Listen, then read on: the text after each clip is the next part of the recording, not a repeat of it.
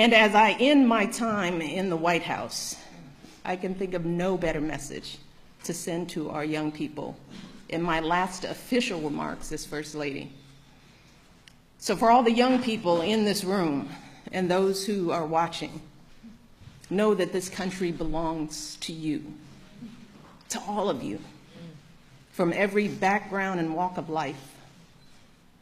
If you or your parents are immigrants, know that you are part of a proud American tradition, the infusion of new cultures, talents and ideas, generation after generation, that has made us the greatest country on earth. If your family doesn't have much money, I want you to remember that in this country, plenty of folks, including me and my husband, we started out with very little, but with a lot of hard work and a good education, anything is possible, even becoming president. That's what the American dream is all about. If you are a person of faith, know that religious diversity is a great American tradition too. In fact, that's why people first came to this country, to worship freely. And whether you are Muslim, Christian, Jewish, Hindu, Sikh, these religions are teaching our young people about justice and compassion and honesty. So I want our young people to continue to learn and practice those values with pride. You see, our glorious diversity, our diversities of faiths and colors and creeds, that is not a threat to who we are. It makes us who we are. So the young people here and the young people out there, do not ever let anyone make you feel like you don't matter or like you don't have a place in our American story, because you do. And you have a right to be exactly who you are. But I also want to be very clear. This right isn't just handed to you. No, this right has to be earned every single day. You cannot take your freedoms for granted. Now, just like generations who've come before you, you have to do your part to preserve and protect those freedoms. And that starts right now, when you're young. Right now, you need to be preparing yourself to add your voice to our national conversation.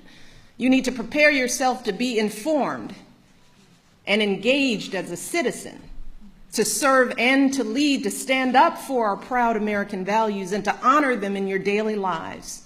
And that means getting the best education possible so you can think critically, so you can express yourself clearly, so you can get a good job and support yourself and your family, so you can be a positive force in your communities.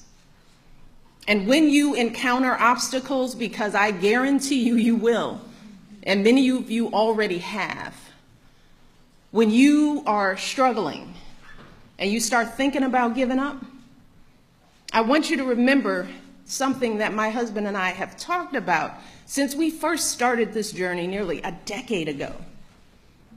Something that has carried us through every moment in this White House and every moment of our lives. And that is the power of hope. The belief that something better is always possible if you're willing to work for it and fight for it. It is our fundamental belief in the power of hope that has allowed us to rise above the voices of doubt and division, of anger and fear that we have faced in our own lives and in the life of this country. Our hope that if we work hard enough and believe in ourselves, then we can be whatever we dream, regardless of the limitations that others may place on us. The hope that when people see us for who we truly are, maybe, just maybe, they too will be inspired to rise to their best possible selves. Shoot, it's the hope of my folks like my dad. Got up every day, do his job at the city water plant. The hope that one day his kids would go to college and have opportunities he never dreamed of. That's the kind of hope that every single one of us, politicians, parents, preachers, all of us, need to be providing for our young people, because that is what moves this country forward every single day. Our hope for the future and the hard work that hope inspires. So that's my final message to young people as First Lady. It is simple.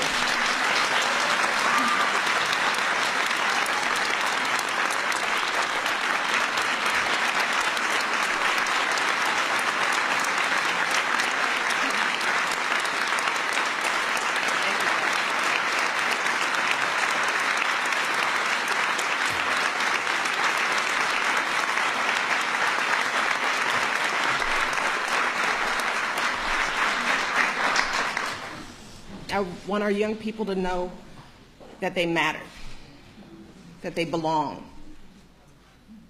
So don't be afraid. You hear me? Young people, don't be afraid. Be focused. Be determined. Be hopeful. Be empowered. Empower yourselves with a good education.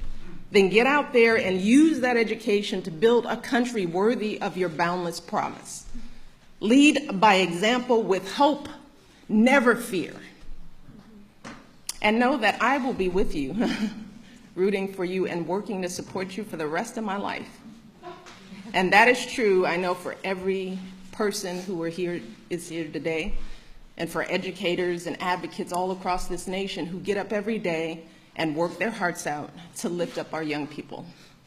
And I am so grateful to all of you for your passion and your dedication and all the hard work on behalf of our next generation. And I can think of no better way to end my time as First Lady than celebrating with all of you.